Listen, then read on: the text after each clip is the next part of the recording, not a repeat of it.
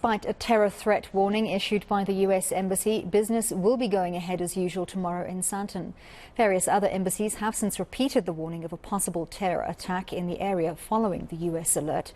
Organisers of the Johannesburg Pride Parade say the event will also be going ahead. President Cyril Ramaphosa has called the manner in which the alert was released unfortunate. eNCA's Aviwe Mtila was in Sandton today and joins me now in studio. Aviwe, you've spoken to some business owners in the Sandton area. What are they saying about business going ahead as normal?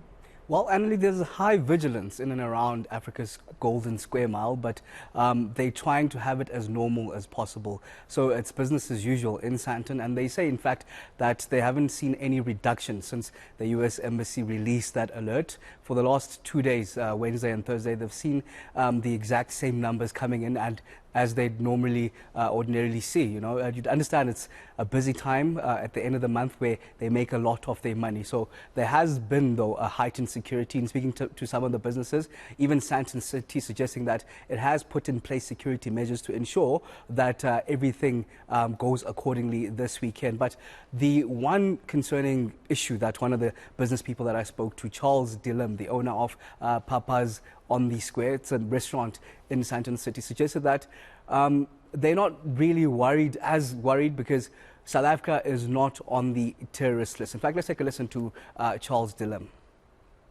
I think, you know, it's like when someone cries wolf, you can't necessarily ignore that, because these things are, you can't be taken lightly. It is unfortunate. It's the end of the month again. We're going into peak season. Sandton is sort of the hub of business in Johannesburg. But I think it's a tough position to kind of ignore. But at the same time, I think you've got to just be, use your sort of your own. I guess you've got to kind of like weigh it up yourself and, and look at the kind of global politics and where we're at the moment. And I don't think South Africa is necessarily on the terror sort of list, if you could say that. But, like I said, you've got to take these things into consideration and you've got to be cautious, I guess. Aviwe, you also spoke to some patrons. Yeah, they were there in their hundreds in Sandton City and in and around Sandton as we try to crisscross the width and breadth of Sandton itself.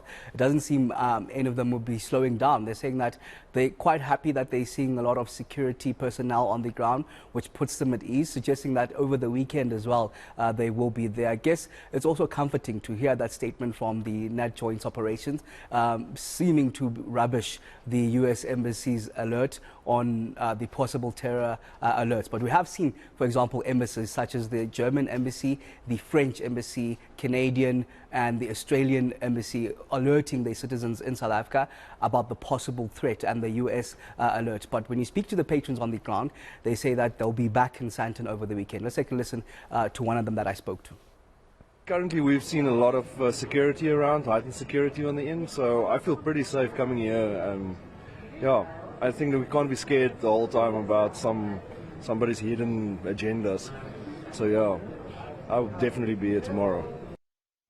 Aviwe, on a map of Johannesburg, Sandton is a very large area stretching pretty much from Alexandra all the way to Fourways. But it seems as though police and security efforts are being concentrated in the Sandton CBD, pretty much sort of around Sandton City and where perchance the US Embassy is located.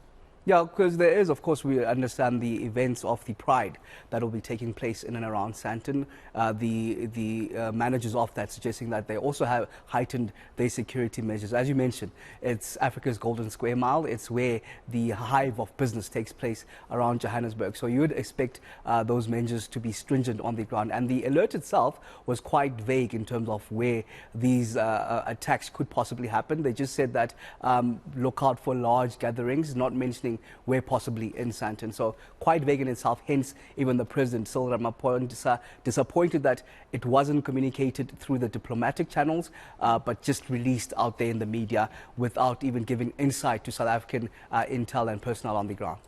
Well, excellent. Thank you very much, Aviwe, for bringing us that report. We certainly will be monitoring the situation.